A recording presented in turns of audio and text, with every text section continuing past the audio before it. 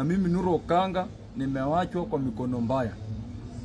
So mimi kama Nuru Okanga nitaendelea kuongea na Wakenya. Ile siku mnasikia nimeenda pap within 72 hours wenye baba aliandika kwa willing yake, pia mimi nikuwe ninamfuata haraka haraka, sababu Kenya sasa hatujui tuko wapi. So ninaomba tu msimame na hii flag yetu ya Kenya. Uhuru Kenyatta amesema baba alikuwa anapenda kutetea justice. Hii flag yetu ya Kenya watu walimwaga damu. Hii flag yetu watu walimwaga damu. Naona venye iko.